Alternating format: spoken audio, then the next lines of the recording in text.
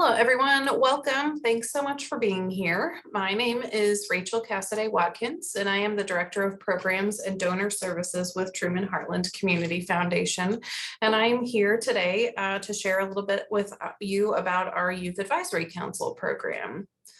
So today we're going to talk a little bit about what Truman Heartland Community Foundation is, our organization, just so you know a little bit about us and the work that we do, what the Youth Advisory Council is and what we do, and how you can get involved with Youth Advisory Council if you're interested. So what is Truman Heartland Community Foundation? We are a nonprofit foundation for the community by the community with a mission of improving our Eastern Jackson County communities through philanthropy. So my slide is just a little bit out of date. We actually are over $70 million now in charitable money that we manage, and that takes the form of family foundation funds, scholarship funds, designated endowments that are specifically supporting certain organizations, certain nonprofits in the community, and community grant making funds where we do competitive grant making for nonprofits. So most importantly, though, we award nearly $5.5 million worth of support to the community each year. And that takes the shape of grants to nonprofits and scholarships to students seeking higher education every year. We also work to address community issues through our initiative works, and the Youth Advisory Council is part of our initiative work. Also, Job Skills for New Careers is another initiative that we are currently underway with, where we offer no-cost job training certification programs to people in need of a certification for a more stable financial future, in addition to wraparound support services such as rent, utility, and food support, so that they can step away from work long enough to do the training and receive that certification. But I am here to talk to you today about Youth Advisory Council. So what is the Youth Advisory Council? We'd like to talk about Youth Advisory Council being our school of philanthropy. And if you don't know what the term philanthropy means, it's the idea of using your time, your talents, and your treasure to help make an impact in the community. So we have a mission statement that you can see here of empowering students to change their communities through philanthropy.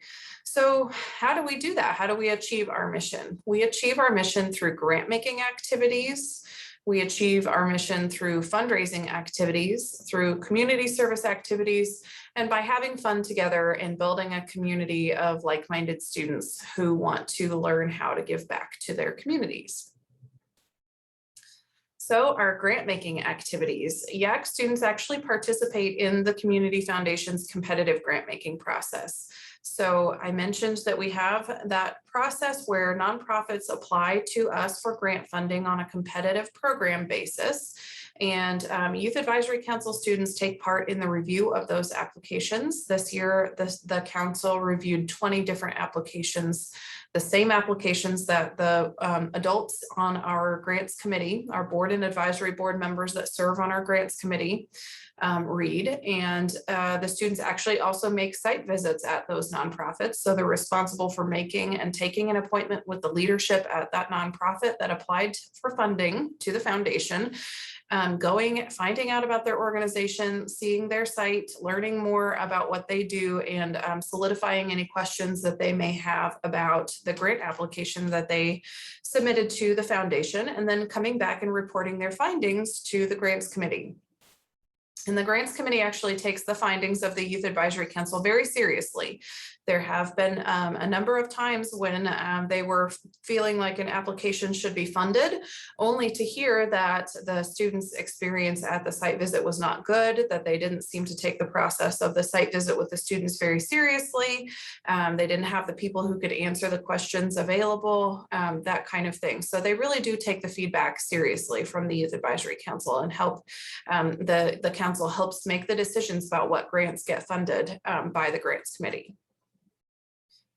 So in addition to that, we also have our own endowment fund that the Youth Advisory Council makes its own funding decisions on. So every year the fund spends up around $3,000. This year it was $3,300 worth of grant funding that the Youth Advisory Council got to award based on those site visits as well. So what a unique opportunity. Here are some photos from our fun over the years with grant making activities.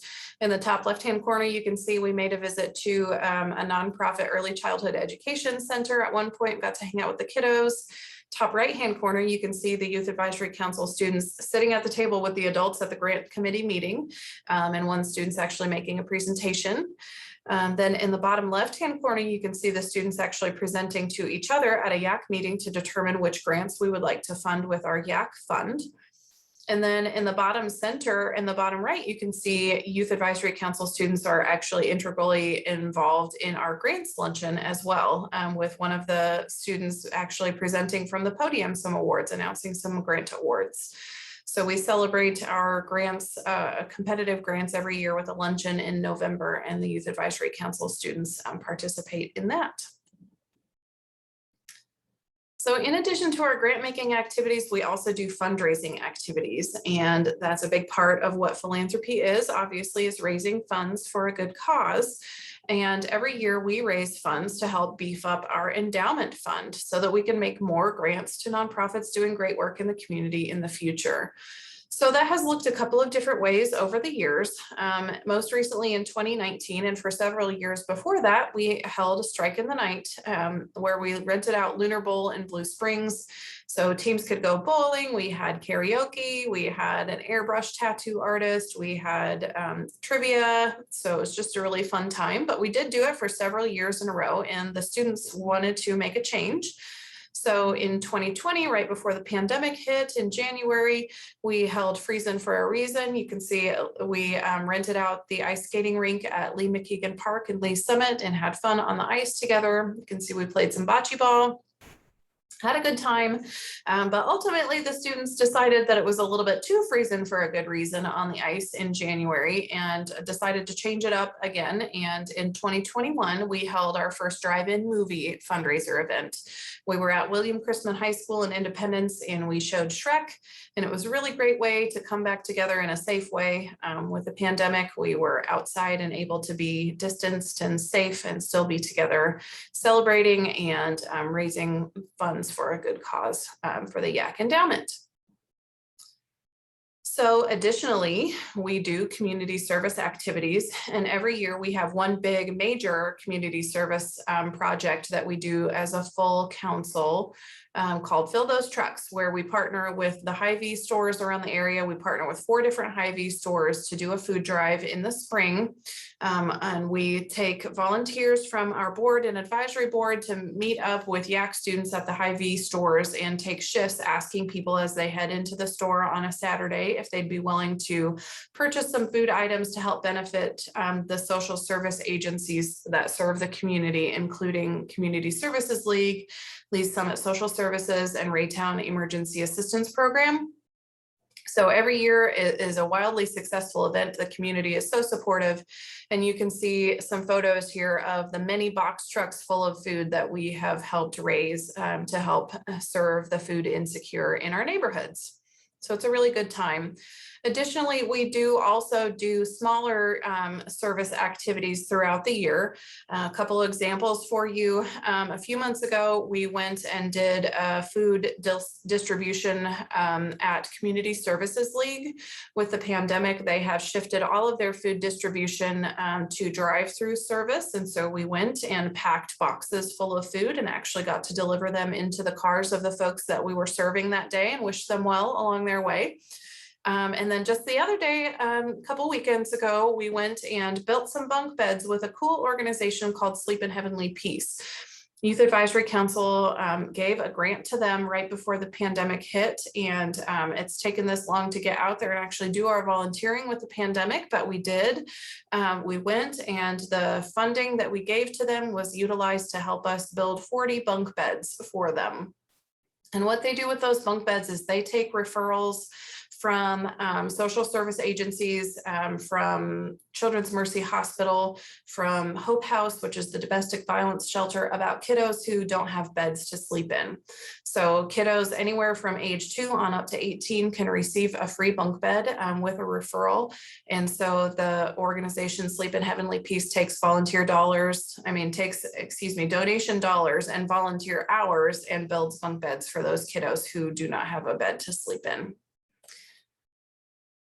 So in addition, as I mentioned, we try to have fun. We really want one of the big benefits of our program to be, building a network of like-minded students from around the community. We recognize that a lot of the times that students have the opportunity to be involved with students from outside of their high school or outside of their school district is in competition from the activities that you do in school. And we want to be a place that students can have fun in a collaborative environment instead of a competitive environment. So we really do try to have a good time together. We celebrate some of the foundation's big fun events every year, including the grants luncheon. Like I mentioned earlier, Youth Advisory Council students attend that and present their grant checks. Also, the gala.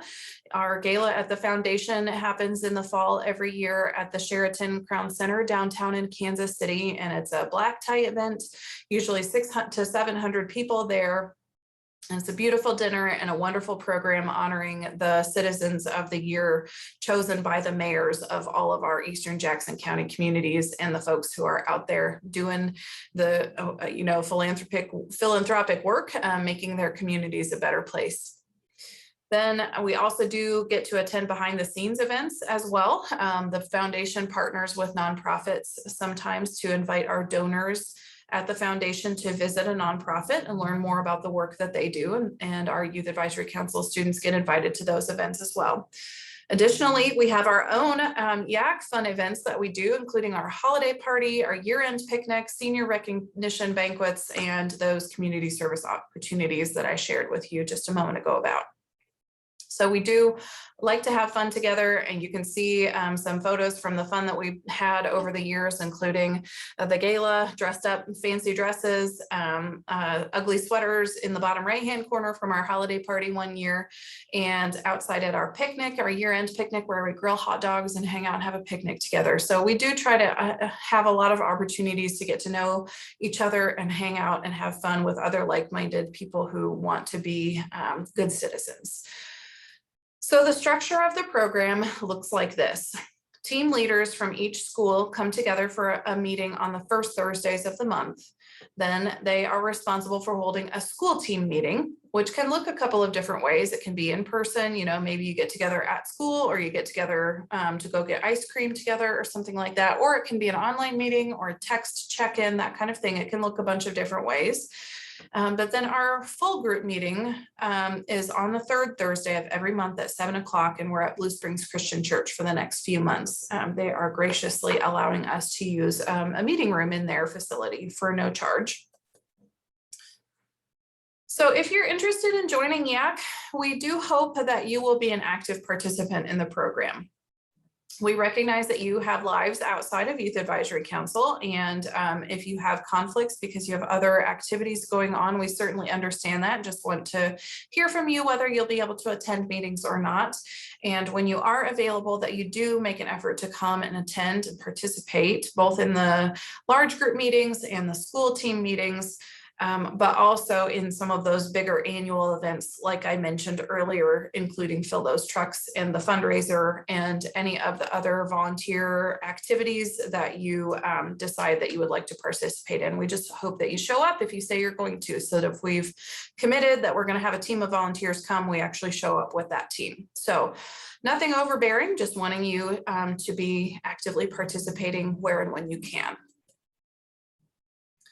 So the benefits of participation in Youth Advisory Council, first of all, it's just a really unique program teaching you things that are really not topics that you might learn about through other activities. Philanthropy is a pretty unusual thing to learn about in school, so we like to have our school of philanthropy. Second of all is that networking opportunity, getting to know other like-minded students that you wouldn't have had the chance to get to know otherwise. Third of all is perk points. We award perk points for participation in our activities, in our meetings, and they are the basis for the invitations that go out to those folks who have been most involved in our program and in walking the walk out in the community, doing community service, for who gets invitations to the fun events like the gala and the grants luncheon, those kind of things. So additionally, though, the perk points are also the basis for who gets selected to receive the 2 YAC specific scholarships that we hold at the foundation. We have 2 scholarships that are specifically for graduating Youth Advisory Council students every year that get determined by perk points. So Youth Advisory Council can be a really great program to add to your schedule if you do have other organizations that you have to do volunteering for. Participating in Youth Advisory Council can count towards those hours, but the reverse is also true, that if you are participating in service activities for National Honor Society or to go towards your graduation volunteer requirements that some schools have, you can submit those to us for perk points as well, because we want to reward those folks, like I said, who are out there walking the walk in the community and giving back on a regular basis. So communication about the program looks a couple of different ways. We do always email out meeting reminders and agendas by email. That we also try to do group me text reminders, text messages from your team leaders from time to time, and we also have an Instagram that we use. So if you've heard some interesting stuff today and you are interested in learning more about the program, we invite you to try it on for a couple of months by participating in monthly full council meetings on the 3rd Thursdays of the month at 7 o'clock at Blue Springs Christian Church, the monthly school team meetings, and then we also do have a new member parent and guardian orientation that is a required part of our recruitment process, and I'll tell you a little bit more about that in just a minute. So here are the dates for our monthly large group meetings. You can see we have an upcoming meeting December 16th. This is actually our holiday party. We are planning on getting dressed up in our kind of fancy holiday clothes and having kind of a fancy grown-up-ish kind of holiday party together. So that should be really fun. And in January, we are hoping to be back at the church again. I just need to nail down those details. So we will share those with you as we get closer to the meeting. Then your monthly school team meetings, depending on your team leaders and how they like to do things, they may be in person, they may be online, they may be just text message check-ins, however that looks at your school. But then here's the new member and parent guardian orientation that I mentioned just a minute ago, is a required part of the process. We have not set the location yet, but we have chosen the dates. We have 2 sessions. You don't have to come to both. You can choose whichever one works best for you and the grown-up in your family. And the only reason why we have this be a required part of the process is just because we're obviously not a school program. So you will be out in the community with us. It does sometimes involve driving or, getting a ride from friends to meetings. And we just want for your family to know who we are, what the program is about, and that you're in good hands with us when you're out in the community and learning important things. So if you do those steps, if you attend some of the open meetings between now and then, and you also take part in that new member orientation with your parent or guardian, then an application will be emailed out to you with a deadline of March 31st of 2022.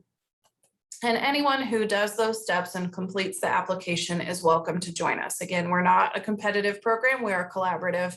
And so if you're interested, we hope to have you try us on for size in the next couple of weeks to see if it's a good fit for you and your family. So I know that your team leaders are in the room with you. I'm sorry I couldn't be there with you today, but they can answer your questions, or you can always reach out to me.